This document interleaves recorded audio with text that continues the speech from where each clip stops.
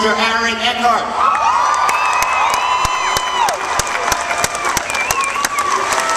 Another one of the stars of Battle Los Angeles, Michelle Rodriguez.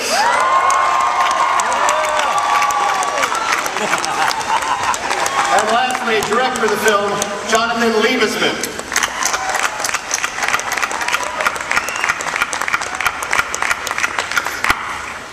What's up, Comicon?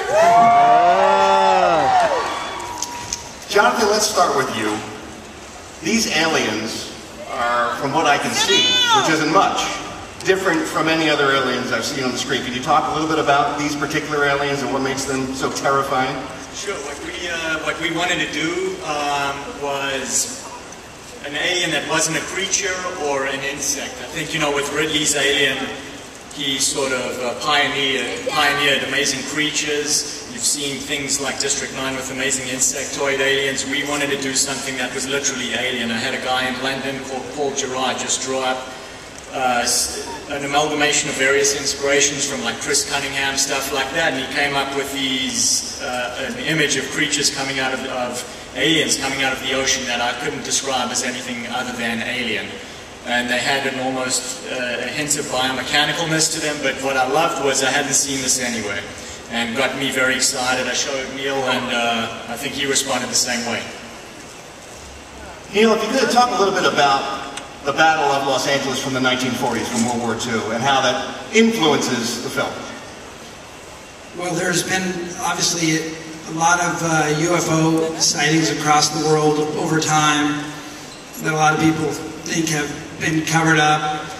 This was a true event from 1942 where, like it says, 1,500 rounds were fired, never brought anything down, but we thought that it was a great inspiration for a movie about what were all these supposed UFO sightings for, and what we came up with, what they were scouting missions for an eventual worldwide invasion that would take place in 2011.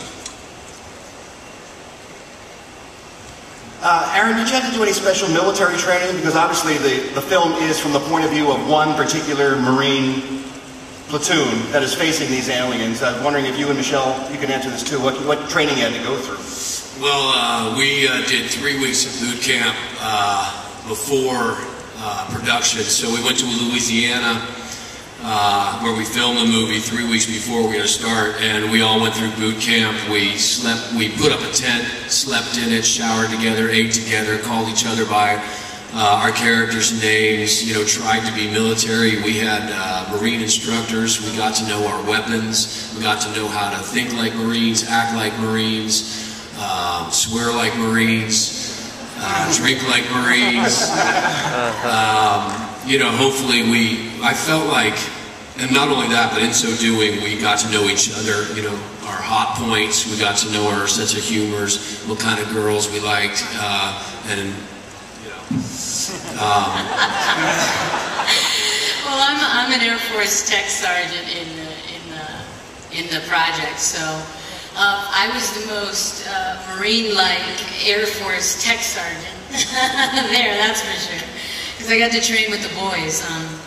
Nothing new to me. I do love that world, and I learned how to take apart an MP4, put it back together, an M4, yeah. In less than a minute, so that was kind of fun, with a pen. With you your try eyes. that now, buddy. Modern warfare does not teach you that. Jonathan, let's talk about the decision to give the point of view of the film to be one particular group of Marines versus picking on all the battles all over the world. Was that a specific decision? Did you want that look of that tightness, that closeness? Well, Chris Bertolini, who wrote the script, that was his decision, and I think that's what attracted Neil to the script, and that's what attracted me to the film too. I found a lot of the embedded footage you find of Marines in Iraq and Afghanistan incredibly powerful, and I thought that would just be a great way to tell an alien invasion story, and almost in an urban combat kind of way. And so that was not my decision, but I mean, I think it's a great one. I haven't seen it. I have not seen an alien invasion film told from the perspective of just a Marine platoon without cutting to the president or, you know, like Independence Day where you go all over the world. I just love this very myopic view of an alien invasion. It's very intense and reminded me of movies I love, like Black Hawk Down, you know, but putting aliens in that world. But to give Jonathan a little bit more credit, you know, it was shot in a very specific way. I mean, you picked Lucas for a reason, the cinematographer. I mean, you literally, like, I grabbed, when I saw about 40 minutes of it the day before yesterday, I literally, like, grabbed an imaginary Xbox control and tried to move out of the way. It's very first-man shooter, the perspective through the whole process, and I think that really just creates a whole other interesting experience as an audience member watching the movie. Yeah, I think there's a lot of like influence on our generation from video games, and again, like embedded war footage is very first person. So the movie, it feels a bit like modern warfare, a bit like Halo, you know. But I love that. I love that kind of stuff.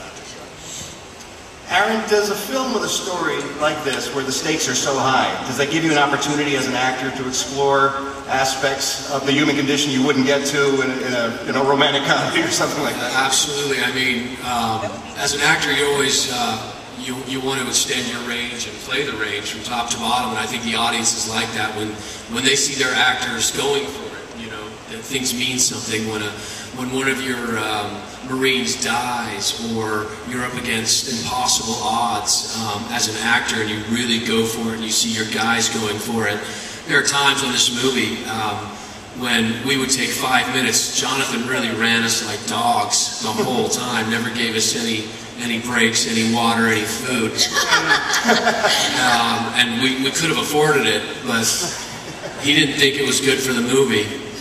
I would look down at our guys in 100-degree heat in Louisiana, and I'd go, damn it, you're Marines. I mean, they had the dust and the grit and the 1,000-yard stare, and they were worked to the bone, and I just thought, I mean, look, I'm an actor, I don't know anything, but those guys look like Marines, and we're doing some real stuff here.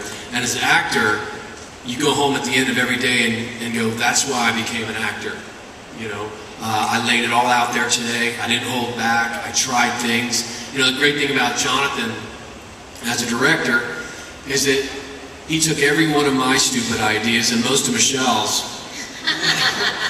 and let us do them. Let's see if they like it first, then.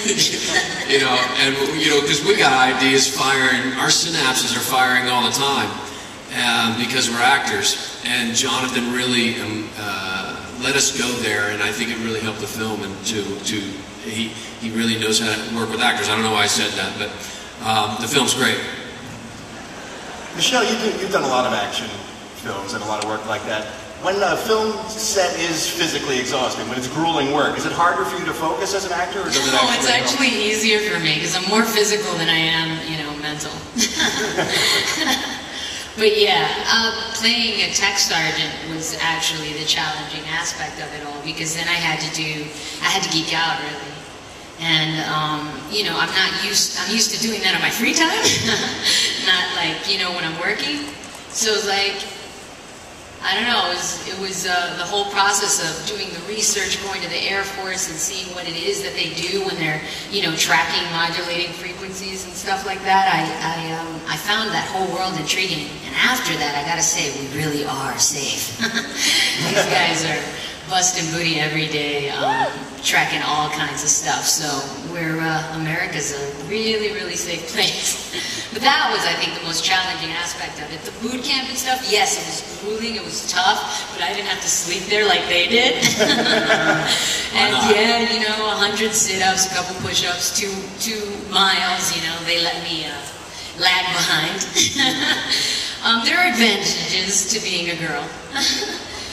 Yeah, the most grueling aspect, I think, was the research. And Neil, what were the elements that you saw in the project that made you want to create this world? From the moment I read the script, I loved the realism.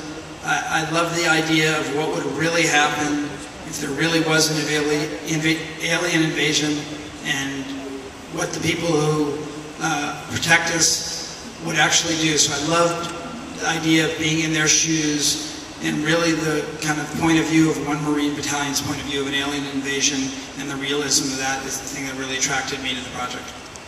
Well, we have time for some questions from the audience. If you have any questions for this panel, we'd love to open it up to you so you can ask. We don't have that much time, but we'll get as many as we can, I promise you.